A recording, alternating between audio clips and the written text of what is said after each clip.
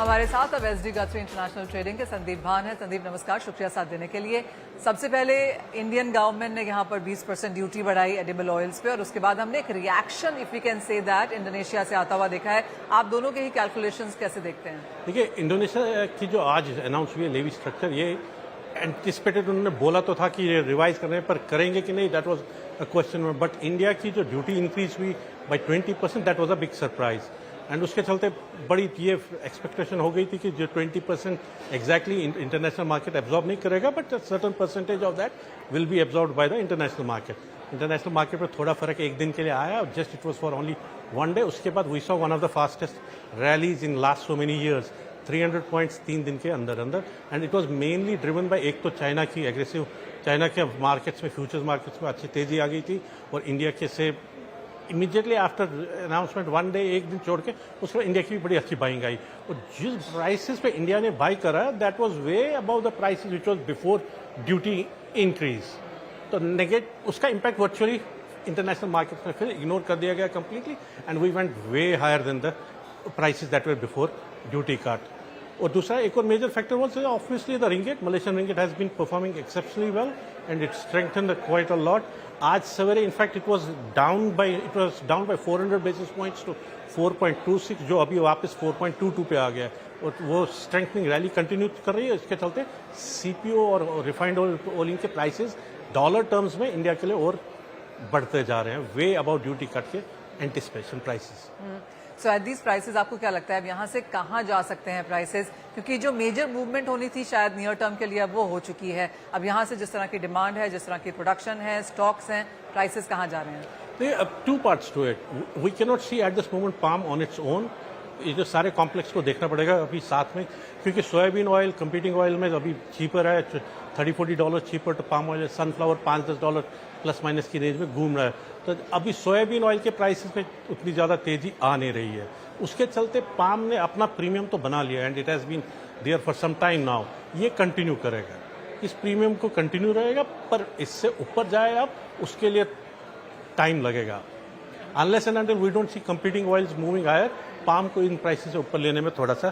तो क्या रेंज बनती हुई देखेंगे फिर आप through the festival season, end of this year तक कहें? उसमें अभी देखिए, if we see ringgit terms is very different and dollar terms is very different. From dollar terms पर अभी रिंगेट की कोई क्लैरिटी नहीं आ रही है। Anticipated they say it's going to be further strengthening. If ringgit keeps on strengthening, dollar prices will continue to increase. और ringgit terms में prices are, and in ringgit terms futures we are at its peak. But in terms of dollar prices, ringgit adjusted, it can go another $10, $15, $20. We don't know which way ringgit will go. Obviously, market is anticipating now. People have started talking. We might see 4 ringgit to a dollar, which is a huge gain. So that will translate into higher dollar prices. Okay. Sandeep, क्योंकि edible oil summit है, बहुत सारे लोगों से यहाँ पर बात हो रही है। उनका कहना है कि पाम जो बहुत पहले एक रोल प्ले करता था गैप फिल करने का, शायद हम फिर से वहीं पर आते हुए नजर आ रहे हैं, क्योंकि सोयाबीन वर्ल्ड ओवर काफी ज्यादा है, सन की प्रोडक्शन बढ़ती हुई नजर आ रही है, इंडिया में मस्टर्ड काफी है। आप ये रोल चेंज आता हुआ देख रहे हैं? पाम की जो अपनी कैप्टिव डिमांड है वो तो है ही है। वो 5 से 6 लाख टन इंडिया के जो नॉन रिप्लेसेबल है, that 6 lakh ton is intact. Major factor अभी इस साल ये था कि सनफ्लावर ऑयल पिछले साल इट वाज वेरी कॉम्पिटिटिव, उसने पाम की बहुत सारी डिमांड आउट कर दी थी, and palm was left with its core demand. अब वो सनफ्लावर ऑयल का डिस्काउंट रहा नहीं, sunflower has recovered its prices. Sunflower का जो डिमांड रिप्लेस करी थी पाम की, that demand is back to palm now. तो उसके चलते palm is it continues to see growth in India. और जहाँ तक इंडियन मार्केट्स में बात है पाम ग्रो करने की, आप उसका एक बहुत बड़ा हिस्सा यहाँ पर निभाते हैं गोदरेज के साथ। क्या नंबर्स हैं, क्या प्रोग्रेस है, आगे जाकर किस तरह के एग्जैक्ट नंबर्स देखने को मिल पाएंगे लेट्स से 3-5 साल में? We are one of the biggest supporters of India's oil seed missions, and we are one of the key suppliers of the seeds for the local plantation houses, and we want to see this as a successful program, and we want to see India's own palm production growing. तो अगले 3 से 5 साल में किस तरह के numbers आपको लगता है कि हम देख पाएंगे इन sense of India's growth? In India's production numbers, as market anticipates that we should be producing close to 1 million ton by 2030. We hope that it materializes. Would be good to see that India gets 1 million ton on its own. अब final एक question है और ये biodiesel की तरफ है, biofuel की तरफ। जिस तरह से मैंडेट्स इंडोनेशिया ने यहाँ पर डाले हैं, वेरियस कंट्रीज इसके ऊपर काम कर रही हैं, अगेन एज अ नंबर अगले 5 साल में कितना आप देखते हैं as food and as fuel in sense of palm? देखिए, पाम की जो बायोडीजल की if we see from the Indonesian growth story, it has been one of the successful programs and it continues to be successful. We have now B40 is being aggressively pushed, and in fact the late recent rallies is also a lot related to the successful implementation of B40 in Indonesia, and this is only going. The new president-elect has already announced his intention that he wants to see B50 to start as fast as possible.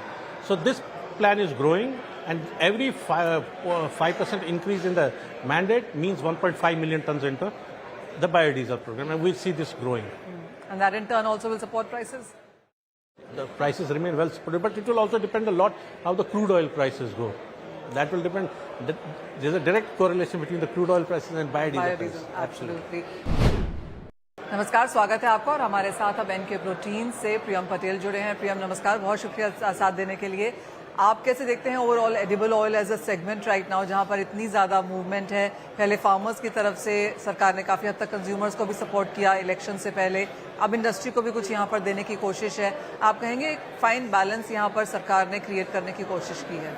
I think ये बोलना industry के लिए बहुत unfair है कि industry के लिए किया है. ये अच्छा है कि फार्मर के लिए किया है. नया क्रॉप आ रहा है, हमको आत्मनिर्भर बनना है ऑयल सीड्स में, उसके लिए हमको फार्मर्स के लिए इनकम बढ़ाने के लिए अपने को इम्पोर्टेड ऑयल्स में ड्यूटी जो इंक्रीज की है उसका effect we will see in the coming crop. तो वो बहुत ही अच्छा मूव है गवर्नमेंट की तरफ से. इंडस्ट्री को गैर इसमें कोई फायदा नहीं है, but overall as a indigenous oil player जो डोमेस्टिक ऑयल्स में काम करते हैं, तो हमें लगता है कि अच्छा है इंडिजिनियस ऑयल्स प्रमोट करने के लिए ये बहुत अच्छा माध्यम है और ये अच्छा टाइम है जिससे हम कॉम्पिटिटिव रह सकते हैं इम्पोर्टेड ऑयल से. प्रियम, अगर हम एडिबल ऑयल का पूरा बुके देखें, यहाँ पर पोर्टफोलियो जिस तरह से इंडिया में है, कैसे देखते हैं आप कौन सा एडिबल ऑयल, कितनी यूजेज और कहाँ पे प्राइसेस मूव कर सकते हैं with in this? I think अभी जो मेन है वो न्यू सीजन अराइवल्स कब आएंगे उस पर डिपेंडेंट है. एक बिग फैक्टर है एथेनॉल का जो बाय प्रोडक्ट है DDGS, उसकी वजह से क्रशिंग में कितना चेंजेस आएंगे ये साल में वो देखना अभी बहुत डिफिकल्ट है. पर वो एक पॉइंट है जिसको हम बहुत कीनली ऑब्जर्व कर रहे हैं और उसके सिवाय उसके accordingly domestic availability of oils का हम डिटरमाइन कर पाएंगे. Soya oil, cotton seed oil का I think November, mid November end से प्रेशर शुरू हो जाना चाहिए इन द मार्केट. ग्राउंडनट का बहुत अच्छा क्रॉप है और उसमें भी काफ़ी अच्छा प्रेशर दिख रहा है ये साल में. पाम का ये जो शॉर्टेज बना हुआ है पिछले 1-1.5 महीने से, वो एक और महीना जितना कंटिन्यू होता हुआ दिख रहा है, पर उसके बाद prices will have to come to normality. तो वो मेरा व्यू ये है. तो आगे जाके जिस तरह से हमने पिछले 6 महीने में जो मिक्स बनता हुआ देखा था, आप कहेंगे वो कुछ यहाँ पर अब चेंज हो रहा है? जिस तरह से सन की अवेलेबिलिटी बढ़ी है, सोयाबीन की क्रॉप अच्छी है, सोयाबीन वर्ल्ड ओवर काफ़ी ज़्यादा है, ग्राउंडनट एक और चीज़ है, कॉटन सीड ऑयल केक में ऑफकोर्स कुछ यहाँ पर दिक्कतें हैं. तो आप कैसे देखते हैं किस तरह का कंजम्पशन पैटर्न हम यहाँ पर पुल एंड पुश होता हुआ देखेंगे? आई थिंक मेरे को जो दिख रहा है कि सन ऑयल का थोड़ा डिमांड बिकॉज इंटरनेशनल क्रॉप कम है और प्राइसेस प्रीमियम पे, तो सन का overall contribution to the mix घटना चाहिए. उसके सामने सोया और मस्टर्ड और अपना ग्राउंडनट ये सब ऑयल्स में थोड़ा मिक्स में शेयर बढ़ता हुआ दिख रहा है अभी. तो और rice will also be a big crop this year, तो राइस का भी मिक्स अच्छा रहेगा. आप जिन ऑयल्स में डील करते हैं वो थोड़े से निश प्रीमियम ऑयल्स कहलाते हैं, लेकिन वहाँ पर किस तरह के नंबर्स हैं? वहाँ पे numbers looking not too good. Cotton seed oil में इतना अच्छा नहीं लग रहा है. सोइंग लास्ट ईयर से ऑलमोस्ट 11 लाख हेक्टेयर्स कम है. उसका ऑयल यील्ड्स भी कम दिखाई दे रही है. तो अभी जिस हिसाब से देखें नेक्स्ट ईयर बहुत डिफिकल्ट होगा कि पूरा साल ऑयल अवेलेबिलिटी रहे नहीं रहे. पर नवंबर एंड में जब सीजन किक इन हो जाएगा तो availability first half of the year में नहीं रहेगा, पर second half of the year में थोड़ा डिफिकल्ट दिख रहा है अवेलेबिलिटी वाइज. ग्राउंडनट ऑयल में वी सी अवेलेबिलिटी अच्छा रहेगा, एक्सपोर्ट डिमांड अच्छा रहेगा और अच्छा टाइम है. 2 साल पहले हमने देखा था कि ग्राउंडनट के प्राइसेस काफ़ी कंपेटिटिव थे. ग्राउंडनट एक टाइम पे इंडिया में one of the highest consumed oil था और वो अभी एक स्नैक बन के रह चुका था. वो भी शायद से इस साल जो क्रॉप है उसमें हमें दिख रहा है कि थोड़ा वो वापस मार्केट शेयर ले सकता है.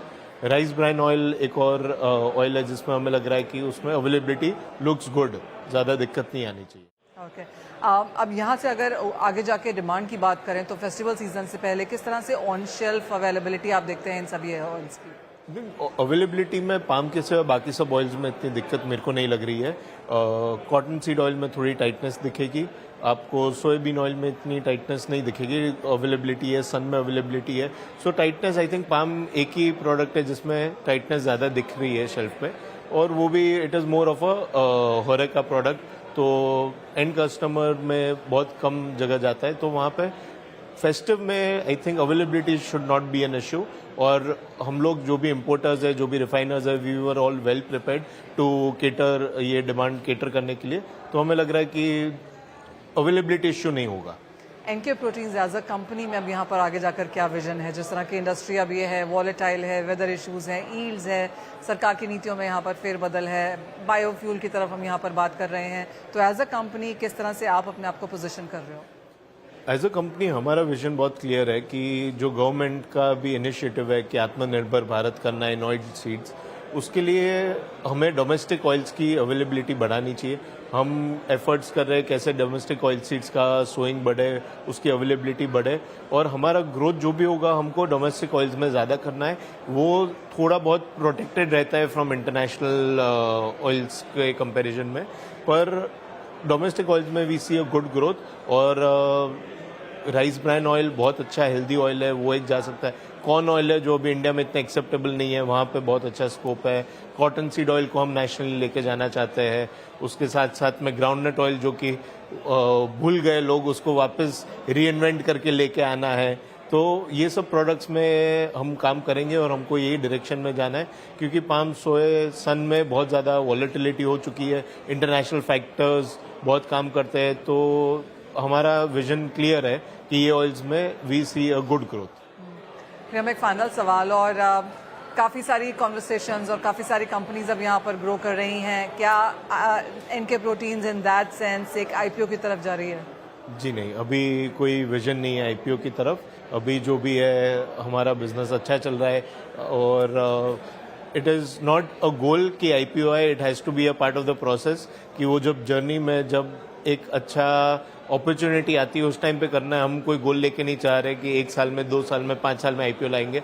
जब भी अपॉर्चुनिटी दिखेगी और अच्छा टाइम होगा कंपनी के लिए, ग्रोथ के लिए, हमें अगर चाहिए होगा तो उस टाइम पे आईपीओ आएगा. So we are not putting a time to it कि ये इतने साल में लेके आना है, टारगेट नहीं कर रहे हैं. हम उसको एज अ जर्नी ले रहे हैं कि जिस टाइम पे कंपनी को ग्रोथ के लिए हमें ज़रूरत पड़ेगी आईपीओ की, उस टाइम पे हम लेके आएंगे. तब तक we are holding it back.